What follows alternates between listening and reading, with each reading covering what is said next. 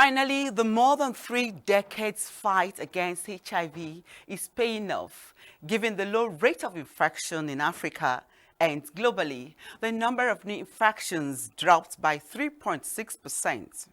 Nigeria, for example, has reportedly recorded a significant drop in number of new cases.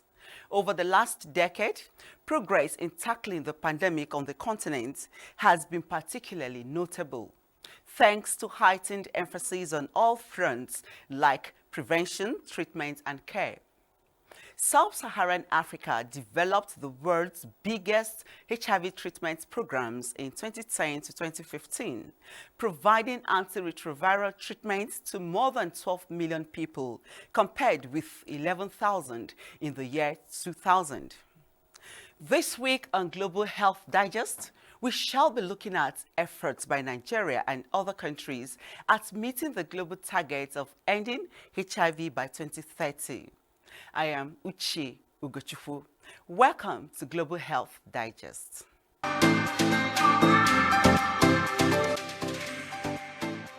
Nigeria was one of the leading countries that launched the new Global Alliance campaign to end HIV in children by 2030 at the AIDS 2022 conference in Montreal, Canada, with a determination that no child in Nigeria should be born with HIV. That forms our background on the program. Research has shown that globally, 52% of children living with HIV are on life-saving treatment, and this is far behind adult level, where about 76% are receiving treatment. The recent UN AIDS Global AIDS Update 2022 data is concerned by the stalling of progress for children and the widening gap between children and adults. Data we are sharing today brings painful but vital news.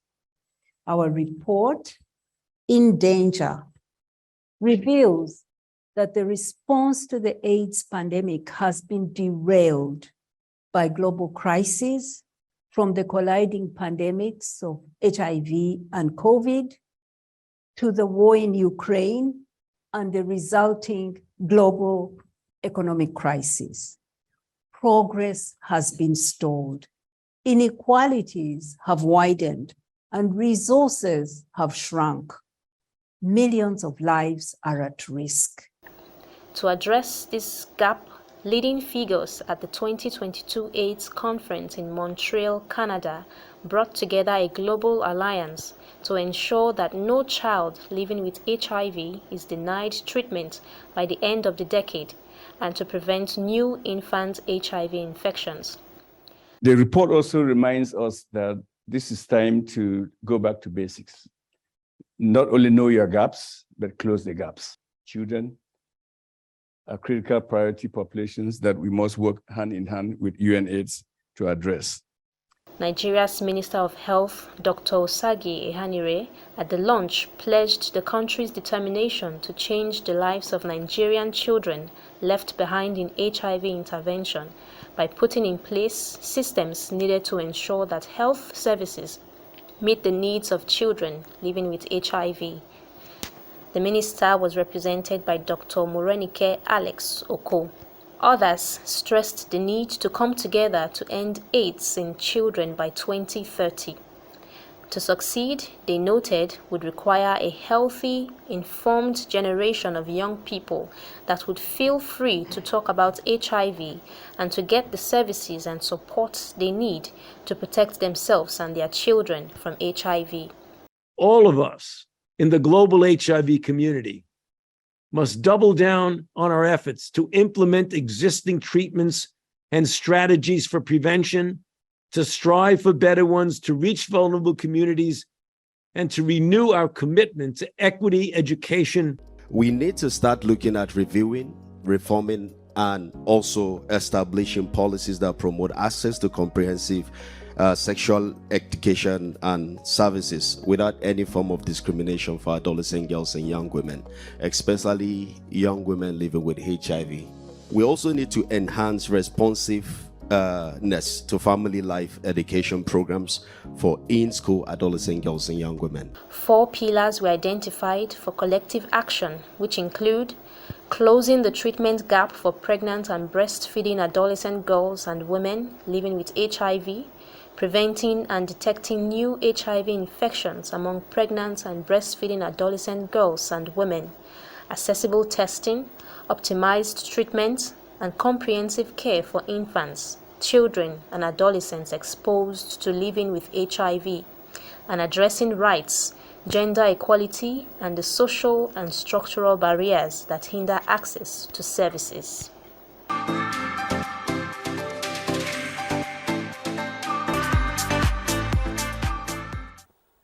Ending AIDS by 2030 requires the collaboration of all. This can be achieved by first testing to know one's status and, if positive, availing oneself of treatments, which of course is free and accessible. We went to the streets to know if people still bother to know their HIV status and how aware they are on its prevention and care. Yes, I know my HIV status. Negative. Okay. So how often do you go for the test? I don't need to go in since I'm okay now.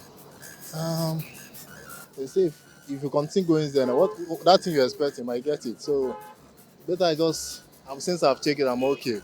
I feel relaxed. I feel comfortable. That's why I'm okay. Oh, yes, you're negative. How often do you go for the test? Well, every two months I go for test, and it's always like that, negative. You feel that you are at least No, it's not so. I don't go. That is, if you talk of maybe having fears outside or these things, I don't do that. I keep to my partner. You have to mind maybe when you go to salon, what they use on you. We that fix hair. It's better you go with your needle. Go with your needle.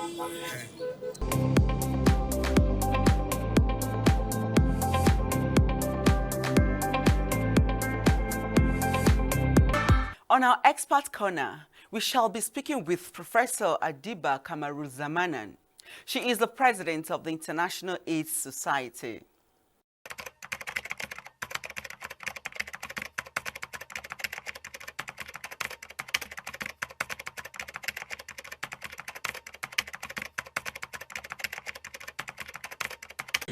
So I think, of course, all those infectious diseases and must be addressed, and essentially the principles of dealing with these outbreaks and pandemic threats are essentially the same. It's about early testing. It's about early access to testing, to treatment, and if vaccines are available, it's about access to all those things as well. It's also about information, accurate information to the public, and about trust between public, healthcare workers, and professionals and the government. And addressing some of the underlying inequalities that might disadvantage populations, whether it's COVID-19 or HIV or monkeypox, more than, let's say, others. So I think the principles behind addressing any of these diseases are essentially the same.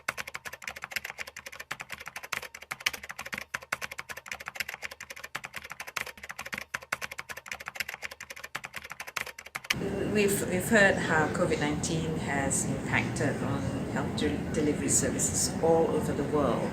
But on the other hand, I think the resilience of the HIV community, both within the healthcare system as well as community organizations, is that there have been many examples of how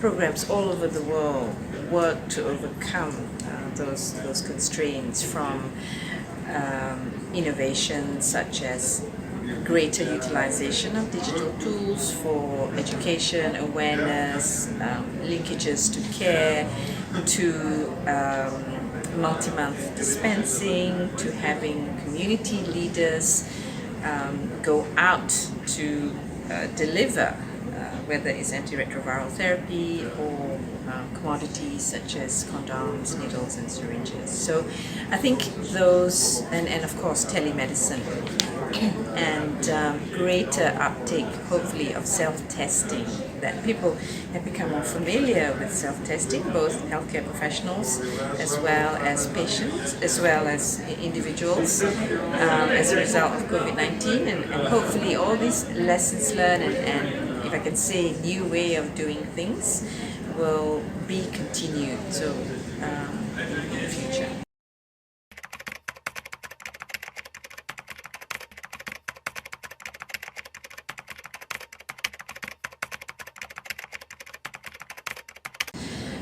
So what I hope the conference has achieved is to help people refocus on the need to work hard to end HIV as a public health threat by 2030, as we have promised to the world, and and take away many of the signs and program examples to help fill up those gaps that exist in terms of treatment and prevention services in our own countries.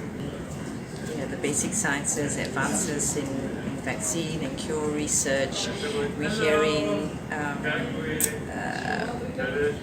some of the highlights include the effectiveness of the long-acting injectables and how, efforts are being made to have them rolled out into countries, in low middle-income countries as quickly as possible. We're hearing great examples of program implementations from around the world, from Rwanda to Vietnam to Ukraine. But we're also hearing alarm bells from the UNAIDS report that tells us that in the last year, the progress that we have made in the HIV response has stalled. Yeah, there are several countries and several regions where there is now, once again, an increase in the number of new HIV infections. We also spoke with the Director General of the National Agency for the Control of AIDS, Dr. Alius Gambo, on Nigeria's situation in the efforts to achieve the 2030 goal. They talk about inequality being a barrier to HIV intervention. Also, what's the case in Nigeria? The case in Nigeria is similar to what is found elsewhere. We're talking of 90% of people that have the virus been identified, some 10% not been identified. Why are these 10% not been identified? It may be due to a number of things, and inequality could be one of them. Stigma and discrimination could be one of them. And sometimes a combination of inequality and stigma and discrimination play a role together. That's why we're expanding access to disadvantaged community. We're making sure that people at correctional centers have access, and the vulnerable individuals within the society also have access to our services, especially now that people are being displaced from their homes. They live in an environment that, and without access to our prevention and treatment services, the infection could find a way to spread among individuals, especially those at disadvantaged positions. You talked about stigmatization. I wanted to throw more light on U equals to U because it came prominently at the conference. Undetectable. What that means is if we make the virus disappear in somebody's blood and we cannot detect it, we cannot see it, it means the virus cannot be transmitted to another person. Not only the virus cannot be transmitted to another person, the virus also cannot hack down the body defense mechanism to make this person sick. If we attain undetectable among majority of the patients that we have, then we have this confidence in us that that majority is no longer giving the virus to other people that don't have it. When you talk about undetectable, what does it mean? The medication that the person is taking is working. When this medication works, they make the virus disappear because they deny the virus opportunity to multiply. It is when the virus multiplies in somebody's blood, that is when they are seen in multiple numbers when we look for them. But when the virus is not allowed to multiply, we can't see them, and if we don't see them, they don't get transmitted. That is what it means. By and large, the virus uses the human cell's body defense mechanism, turn the cell into a factory that produces HIV. What the drug does is to prevent that production. The manufacture of HIV, baby HIV, is prevented or blocked at the cellular level, and sometimes, extracellular level. By the time they are manufactured, it blocks them from coming out of the cell into the blood where they are seen, or go into the cell and prevent the manufacture. And that keeps the number we see in the blood very low. And once it is that very low, we cannot see it easily when we look for it, then it cannot be transmitted. What is the science behind a pregnant mother that is HIV positive, giving birth to a baby that is negative, and she breastfeeds the baby and the baby remains negative? It's the same science. It's the same science. Don't allow the virus to grow. If the virus is under control, the virus then gets transmitted even during delivery. And that's exactly the mechanism. The mother should be given the life-saving medication before she delivers. During delivery, some measures should be taken, including giving something to the baby immediately after delivery to make sure that even if the virus somehow finds its way into the baby, the virus is not allowed to grow. Okay, so the youth population also make a case for human-centered approach. That most times what you give to them is not what they need at that particular time. So they should be allowed to make choices or to decide what they need and how they need it. I think this call has been there for the last couple of years. The last time we were in Uganda, I think, Kigali, for ICASA, this call was made. And specifically during our session, the youth came up with something when they had the representation. What they said was that nothing for us without us. Okay. Which we agree with them. There shouldn't be anything for a population without carrying the population along. And it is even better and more successful when the population is carried along. That is when you see whether your program or whatever you are given to the population is getting accepted, because acceptability is very important. Acceptability is key to uptake. If it is not acceptable to the population, then you can't talk of uptake. And all we're looking for is, one, acceptability and improve access. And we believe if it is accepted, access is improved, then uptake will be optimal. These choices that we're talking about, we're looking at the options that are now available. At the moment, in some places, instead of swallowing drugs, people go and take an injection.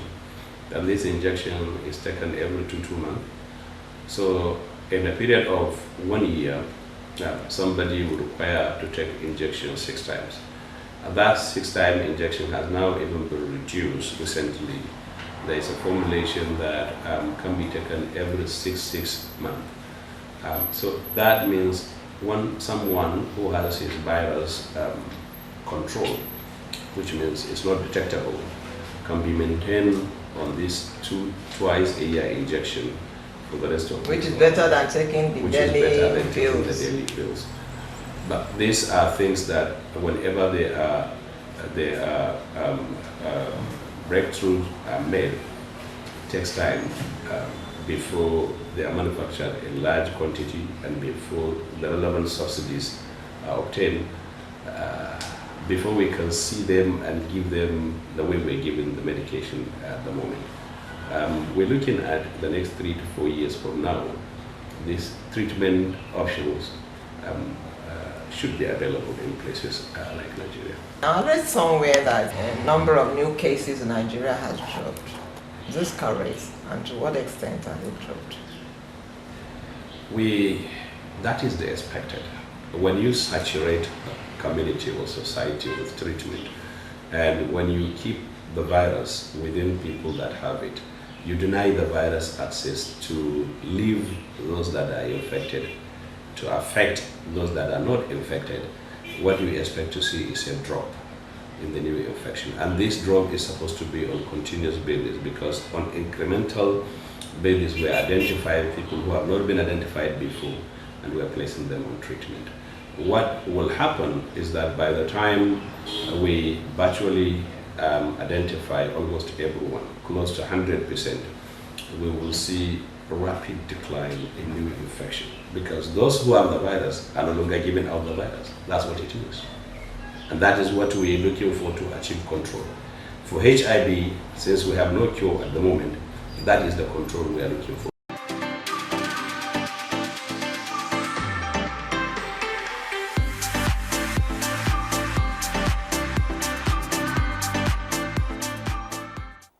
Yes, as rightly put by Dr. Gambo, though there is no cure for HIV for now, the virus must and should be controlled. True to fact, I hope you two agree. Get tested today, know your HIV status, and if positive, then go for treatment, which is free and accessible. We have come to the end of Global Health Digest today. Let's do it again next week. I am Uche Ugochukwu. I leave you with these tidbits.